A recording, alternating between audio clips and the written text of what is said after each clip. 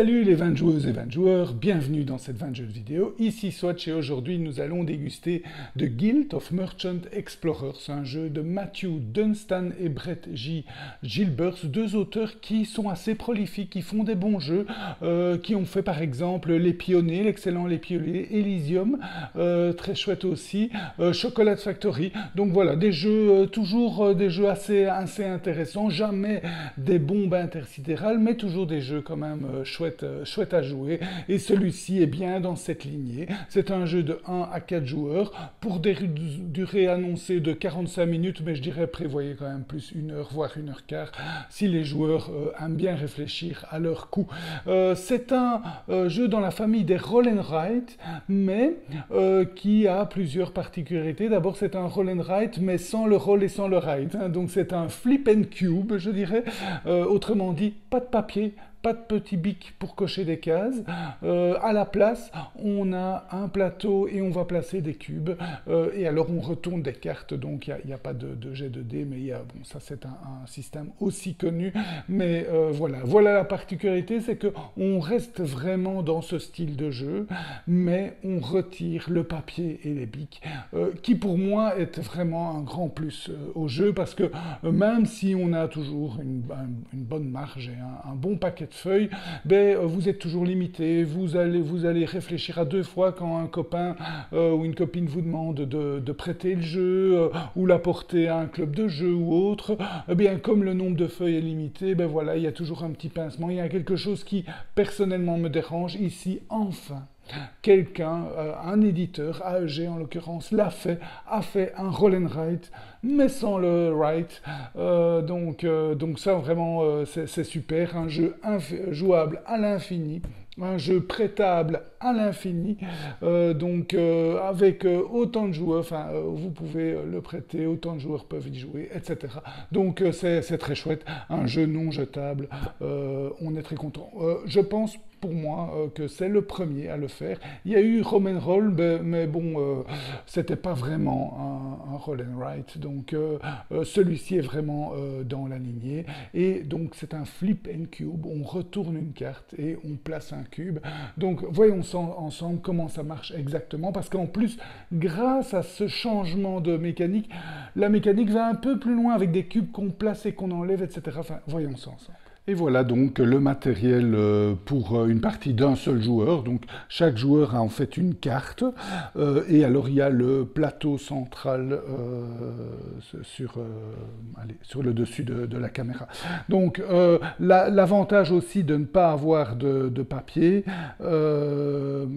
c'est que vous avez plusieurs cartes différentes. Vous voyez, Avenia et Recto Verso, et il y a Achon, ou Agon et Avenia, et puis vous avez encore Sindaria, et de l'autre côté vous avez Kazan. Donc 4 cartes différentes, pas besoin d'avoir 4 paquets. Donc là, chaque joueur a son petit plateau, tous les joueurs le placent sur la même carte, hein, donc tout le monde commence exactement dans la même situation, et on va retourner des cartes.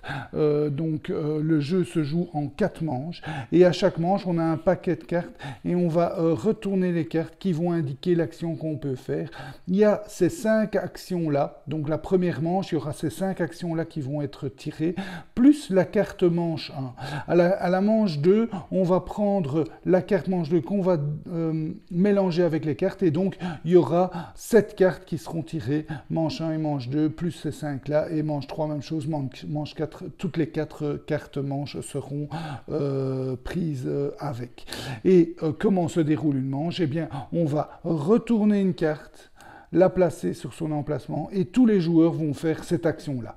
Puis on va retourner une autre carte, on va la placer sur son emplacement, et tous les joueurs vont faire cette action-là, etc. Et jusque quand on aura tiré les 6 cartes. Et puis, fin de la manche, il y a un petit reset qui se fait, et on passe à la manche suivante. Et à la fin, c'est celui qui a le plus de pièces, ce sont les pièces, les points de victoire qui l'emportent. Alors, c'est quoi les actions? Eh bien, faisons-les peut-être dans l'ordre, hein. Ici, c'est placer un cube sur une montagne. Donc, vous prenez un de vos cubes et vous le placez sur une montagne. Alors, où est-ce qu'on peut placer ces cubes? On doit les placer à côté de sa capitale. Mais à partir du moment où j'ai des cubes sur le terrain, eh bien, quand je place un cube, je peux le placer à côté d'un cube déjà placé. Donc, soit à côté de la capitale, soit à côté d'un cube déjà placé. Et à noter aussi que vous allez pouvoir construire des villages. Ceci est un village. Et donc, vous pouvez aussi placer un cube à côté d'un de vos villages, donc par exemple comme ça ou comme ça. Donc voilà, les trois règles, on place un cube soit à côté de sa capitale, soit, et tous les joueurs ont la même capitale, soit à côté d'un autre cube, soit à côté d'un village. Et alors on respecte ici, ben là c'est un cube sur une montagne. Là, ce sont deux cubes dans le désert et ils ne doivent pas être adjacents. Donc ici, par exemple, si je fais deux cubes dans le désert, je peux, par exemple, faire ceci et cela. Par exemple, c'est peut-être pas tellement mon intérêt parce que en remplissant une zone de désert, imaginons que ceci n'était pas là, donc il n'y a pas de village. D'abord, quand je place un cube où il y a une pièce, ben, je gagne la pièce. Et quand je remplis une zone de cubes, je peux remplacer le cube de mon choix par un village. Et vous verrez à quoi ça sert. Mais le premier avantage, c'est que quand on fait un village dans la manche 1, on gagne une pièce, manche 2, 2 pièces, 3 pièces et 4 pièces en fonction de... Ça, c'est le premier avantage. Il y a un deuxième avantage, et je reviendrai par après, c'est que à la fin de la manche, en fait, vous enlevez tous vos cubes, sauf les villages. Les villages restent. Donc, à partir de la manche 2, par exemple, je reprends tous mes cubes, et quand je devrais placer un cube, ben, je pourrais le placer soit adjacent à ma capitale, soit adjacent à un de mes villages. Ça, c'est le grand avantage de construire des villages.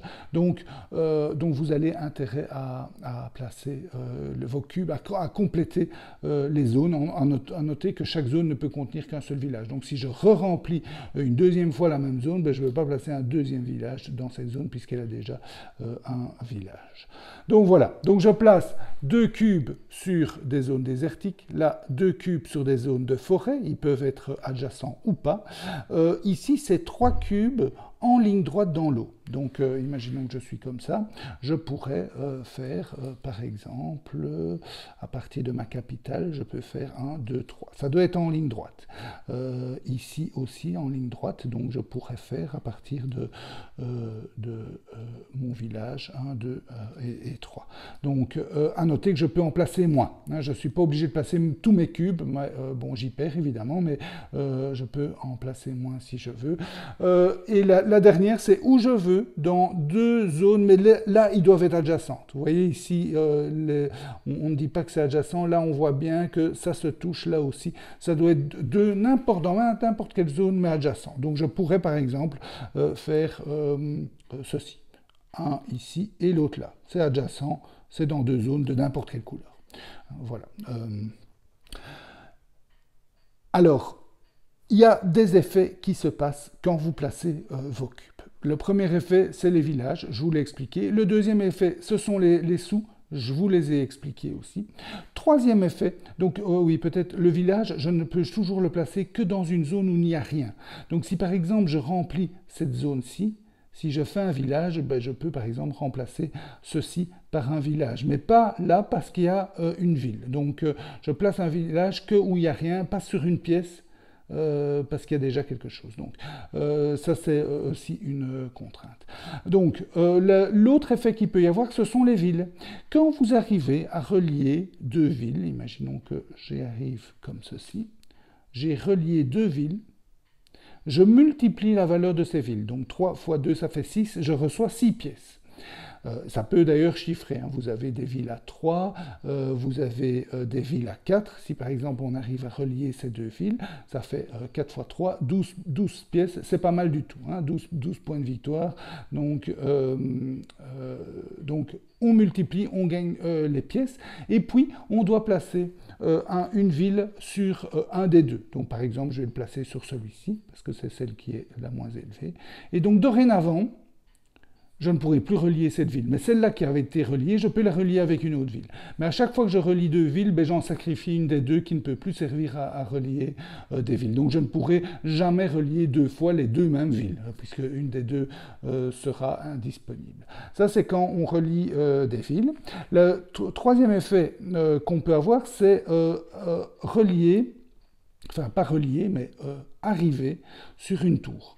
Quand on arrive sur une tour, ça c'est une zone joker, donc n'importe quel placement peut, donc un placement montagne, forêt ou plaine, ou désert, pardon, on peut placer son cube sur une tour. Quand on place son cube sur une tour, on le remplace par une tour.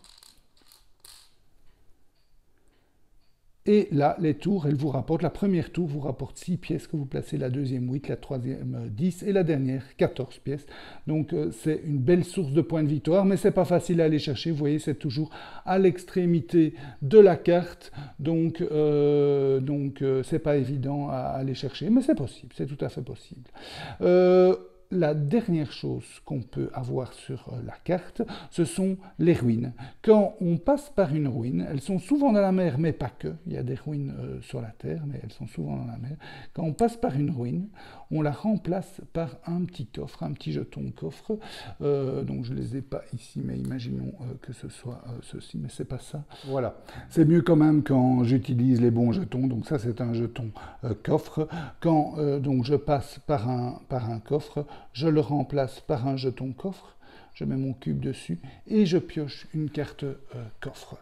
Alors, le placement de son jeton coffre, c'est juste pour dire que voilà, j'ai exploré la ruine, j'ai ouvert le coffre. Si je repasse par là, ben, je n'ai plus l'avantage de l'exploration.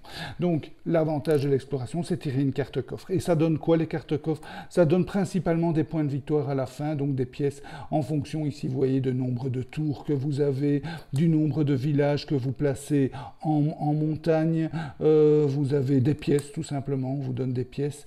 Vous avez, ici c'est collection, hein, donc si vous avez 3 cartes vases à la fin du jeu, vous gagnez 9 points de victoire. Et là, c'est une action, vous pouvez placer un cube où vous voulez, c'est immédiatement quand vous piochez la carte. Donc voilà, ça ce sont les effets des cartes coffres. Je dirais un petit peu faible, à mon goût, un petit peu faible. Si vous axez votre stratégie uniquement sur l'ouverture de coffres, vous n'allez pas arriver très loin. Donc, ce sont des petits bonus en passant, je dirais, mais ils ne valent pas la peine de faire des grands détours, en général en tout cas. Ça c'est pour les coffres, et j'ai expliqué tous les effets des cartes, donc les pièces, les ruines qui font les coffres, les tours, le lien entre les villes et les villages. En plus de ça, vous avez les cartes que vous pouvez tirer. Vous pouvez aussi tirer des cartes manches, hein. Donc, quand je tire la carte manche numéro 1, chaque joueur va pouvoir piocher 2 cartes bonus et en choisir une, qui va placer en face de la carte manche correspondante, et il va exécuter cette action-là. Ici, par exemple, c'est placer jusque 5 cubes adjacents, soit sur une plaine, soit sur l'eau. Donc, vous voyez, ça peut être très puissant, hein. Imaginons que je suis dans ce cas-là. Eh bien, je mets 1, 2, 3, 4 et 5. J'ai relié en un coup une tourelle, hein. Donc, je peux aussi remplir quasi terminer ma zone ici de plaine, hein. Donc c'est souvent assez puissant, ces cartes, et ça donne une belle, tout le sel au jeu, je dirais, ces cartes-là. Donc vous pouvez avoir des cartes comme ça. Vous avez ici, vous pouvez remplir 4 zones d'eau, et si elles sont adjacentes à une ville, vous placez un cube sur la ville. Vous avez par exemple ici, vous mettez le premier sur une case d'eau et les 3 autres en ligne droite, peu importe le type de terrain. Là, sur 4 zones de forêt et chaque pièce que vous gagnez est multipliée par 3, donc ça peut faire très mal, en ligne droite à partir d'une forêt, etc. etc. Donc vous voyez ici un mélange d'eau et de forêt, de montagne, etc. Donc toujours des effets très puissants, hein, beaucoup plus que les cartes de main. Vous voyez, c'est 2, 1, voire 3 dans l'eau. Ici, on peut arriver jusqu'à 5 cartes, 5 cubes, donc c'est toujours très très puissant. Et donc quand je tire la carte 1 pour la première fois, en première manche, je vais en piocher 2 cartes bonus et en choisir une que je place là. En deuxième manche, même chose, quand je tirerai la carte 2, je piocherai 2 cartes bonus et je la mettrai en face de la manche 2 et manche 3 et manche 3, même chose. Et manche 2, lorsque je tirerai une seconde fois, puisqu'en manche 1, j'avais tiré une première fois la carte manche 1, en manche 2, que va-t-il se passer si je tire la manche 1? Eh bien, on réexécute la carte que on avait préalablement choisie. Donc c'est pas mal parce que ben voilà, vous allez choisir cette carte pas uniquement pour immédiatement, mais aussi pour le futur. Donc vous allez devoir un petit peu anticiper, savoir, tiens, cette carte-ci, elle m'est-elle plus favorable ou moins favorable si je la place maintenant, en sachant que la manche 1 pourrait être exécutée 3 fois, hein, une fois en manche 1, une fois en manche 2, une fois en manche 3. Et en manche 4, qu'est-ce que c'est que ça? Eh bien, ça veut dire que vous choisirez une des 3 cartes à réexécuter une nouvelle fois. Donc là, en manche 4, vous allez pouvoir même exécuter 2 fois une des cartes qui sont ici. Donc, par exemple, celle de la manche 2. En manche 4, quand je tirerai la manche 2, je réaliserai la manche 2. Et puis quand je tire celle-ci, je peux refaire encore une fois celle choisie pour la manche 2. Donc ça, ce sont vraiment des cartes hyper puissantes qui vont encourager, en tout cas qui vont donner une certaine asymétrie, puisque chaque joueur aura des cartes différentes et donc des actions différentes lorsque ces cartes-là seront tirées, et donc va encourager les gens à s'orienter vers d'autres solutions, et donc vous serez étonné à la fin, alors qu'on avait toujours ces mêmes 5 cartes qui vont être tirées à chaque manche, à la fin, chaque joueur aura vraiment une physionomie de fin de jeu totalement différente. Vous remarquerez que chacun a eu sa propre voix, et donc ça donne vraiment pas mal de piment au jeu. Évidemment, il y a un petit côté hasard aussi, puisque vous allez en piocher 2, peut-être qu'elles ne vous conviennent pas, peut-être qu'un autre joueur aura une carte qui est un peu plus puissante que d'autres, parce que bon, ben, par exemple, ici, vous en avez que 4, là, vous en avez 5, vous avez ceci, mais vous arriverez peut-être pas toujours à relier des villes, donc voilà, les cartes sont pas 100% équilibrées, c'est plutôt en fonction de la situation et de la carte, hein. Donc ici, on est à Vénia, certaines cartes sont plus puissantes sur d'autres cartes de plateau joueur, donc un peu de hasard ici, même chose d'ailleurs dans les cartes trésors, hein, quand on relie une ruine et qu'on tire une carte trésor, ben on peut, si on a ceci et qu'on n'a aucun village là, ben, c'est un peu triste, ça nous servira pas à grand chose, donc il y a un peu de hasard qu'il faut accepter. Bon, il y en a souvent dans les roll and ride, je dirais, il y en a un petit peu, mais franchement, personnellement en tout cas, il ne m'a pas gêné, parce qu'on passe vraiment un bon moment. Surtout qu'il y a encore un dernier aspect, c'est qu'il y a des cartes objectifs. Il y en a 3 parmi 6, donc chaque carte a 6, donc chaque carte plateau, parce que c'est pas évident de parler de cartes ici, puisque une carte c'est ceci, hein, chaque carte comme ceci a 6 cartes objectifs comme ceci, donc pour chaque carte vous avez 6 cartes objectifs, et vous en tirez 3 au hasard à chaque partie, et ce sont des cartes objectifs à remplir par tous les joueurs. Donc par exemple ici, découvrir un village dans une région à 5 espaces ou plus, donc pouvoir faire un village pour une grande région. Ici, avoir 2 tourelles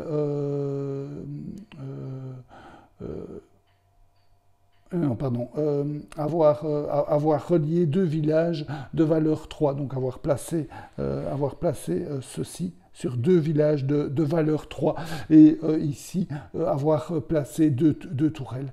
Le premier joueur à atteindre un des objectifs place un de ses cubes sur le 10, prend 10 pièces, et tous les autres joueurs prendront 5 pièces quand ils arriveront à cet objectif. Donc, il y a une petite course en jeu entre joueurs, c'est ce qui va donner un petit aspect, un peu d'interaction dans le jeu. Le reste du jeu, on est assez concentré sur son plateau, mais ceci, ben, on va essayer d'atteindre les objectifs avant de ses adversaires adversaires. Donc on va regarder ce que les adversaires font pour essayer d'obtenir les bons objectifs avant eux, etc.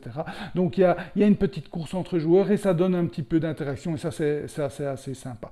Le reste du jeu, évidemment, on est très concentré sur son plateau. Ce qui est très chouette, c'est qu'on va aussi anticiper. Il va y avoir besoin de planification. Si par exemple, à ce tour-ci, je tire le 1, je sais que je peux placer 5 cubes là, mais je vois que cette carte-là n'est pas encore sortie, eh bien je vais peut-être les placer en fonction que cette carte-là me soit optimale et je puisse optimiser mes deux déserts ou ma montagne ou les deux n'importe quand. Donc, vous allez anticiper, vous allez vous dire tiens il me reste encore la carte 2 qui va être jouée, ok comment je vais placer ces deux-là pour que ma carte 2 après s'optimise et me rapporte un maximum de points. Donc ce sont des choix tactiques de planification très intéressant. Le dernier élément, et pas des moindres, dont je vous ai un peu parlé juste avant, c'est ce que j'appelle l'effet marée. C'est-à-dire qu'à la fin d'une manche, quand on a joué toutes les cartes manches, on remélange tout le paquet des cartes actions et on ajoute la carte de la manche suivante, mais tous les joueurs enlèvent leur cube de leur plateau. Et donc vous avez un effet, comme je dis, un effet marée, c'est-à-dire que vous allez devoir repartir, pas de zéro, puisque vous allez pouvoir repartir de vos villages, mais vous allez enlever tous les cubes. Et ça, c'est un peu, je disais, l'aspect où le jeu va un petit peu plus loin attention, les trésors restent, les tours restent. Imaginons qu'on a relié ces deux tours-là. Les tours restent, les villes restent et les marchés restent. Donc ça, c'est aussi le côté stratégique, c'est aller placer ces marchés aux endroits qui nous intéressent le plus pour après pouvoir repartir de là. Ça a un côté un peu effet marée, hein, vous voyez, le haut qui arrive et qui repart. C'est pas mal et c'est ce qui va un peu plus loin que les roll and write traditionnels, puisque dans les roll and write, c'est beaucoup plus difficile d'effacer. Bon, ça c'est toujours possible, hein. Il y a toujours des petits mécanismes qui le permettent, mais ici, ça marche bien, quoi. On peut placer, replacer. Un petit mot aussi sur le matériel. Voilà, les petites tourelles sont assez sympas en bois, elles sont encore jolies. Les pièces, vous voyez, vous avez des pièces de différentes valeurs en carton. On est habitué à du gros Kickstarter en pièces en métal, c'est toujours mieux, mais bon, on sait faire avec. Ceci, c'est un petit peu plus triste, je trouve, parce que, vous voyez, vous devez placer la ville sur la couleur correspondante, et je trouve que ces deux-là, c'est pas évident, on doit un peu chipoter pour trouver la bonne ville, c'est pas toujours évident. Le reste, c'est tout à fait bien. Les plateaux personnels, les cartes personnelles sont en cartonné plastifié, donc ça tiendra très longtemps, ça, il n'y a pas de souci. Dernier petit élément sur le matériel, ces petits cubes qu'on place sur la carte, ils peuvent glisser. Si on est maladroit, on peut en les pousser, ils s'en vont, etc. Dans toutes mes parties, j'ai jamais vu ça, mais ça peut arriver. Donc évidemment, ça c'est le désavantage par rapport au cochage, c'est que avec un peu de maladresse, vous savez plus exactement où étaient vos cubes, et voilà. Mais franchement, il suffit d'être un petit peu attentif et ça passe très bien. Donc pour moi, c'est pas un défaut, c'est juste un point d'attention. Voilà. Voilà, c'était la dégustation de Guild of Merchant Explorers. Vraiment un très chouette jeu pour moi, en tout cas. Qui va un peu plus loin que les roll and write traditionnels, qui reste assez individuel, un peu d'interaction, bien que ces cartes objectifs apportent une certaine interaction. On va un peu regarder ce que font les autres, un petit peu. Deuxième point, il y a du hasard, hein, donc oui, vous allez piocher des cartes, et oui, certaines seront plus intéressantes que d'autres, oui, le hasard peut influencer la partie, pas fondamentalement, mais un petit peu. Donc personnellement, ça m'a pas gêné parce que ça reste un jeu assez léger, qu'on explique facilement et qu'on joue assez rapidement, bien que il y a de la planification. Donc vous allez devoir bien réfléchir quand vous avez une carte action qui sort. où placez vos cubes pour que les prochaines cartes actions qui sortent, vous allez pouvoir bien jouer les cubes et pas être un peu coincé. Ça peut arriver aussi que ces cartes actions sortent dans le mauvais ordre pour un joueur qui avait planifié quelque chose mais mal planifié. Donc il faut bien planifier et on pourrait pester contre ce hasard. La symétrie est géniale, évidemment. Ces cartes bonus qui restent, qui sont assez puissantes et qui vont donner des pouvoirs particuliers à chaque joueur. Et donc, chaque joueur va pouvoir plus s'orienter vers l'une ou l'autre façon de gagner des points de victoire, puisqu'il y a plusieurs façons de gagner des points de victoire. Donc le jeu est assez... donc, pas du tout répétitif. Hein. À la fin d'une partie... on n'a pas de sentiment de répétitivité du tout, et chaque partie sera différente grâce à ces cartes asymétriques, grâce aux cartes bonus, grâce aux différents plateaux joueurs.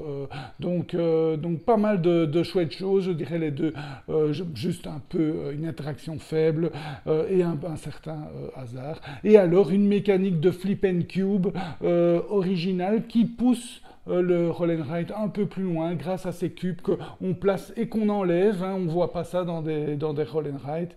Et grâce à ces cartes différentes, bien qu'il y ait des roll and write avec des cartes différentes, mais évidemment, les paquets de feuilles sont encore plus petits. Ici, pas besoin de compter, pas besoin de calculer, pas besoin d'avoir un petit pincement au cœur quand on prête son jeu. Donc, on peut rejouer à l'infini. Donc, c'est très chouette. Et voilà, c'est un jeu qui nous a bien plu. J'espère que cette dégustation vous a goûté. Je vous souhaite de bien vous amuser. Santé et à bientôt.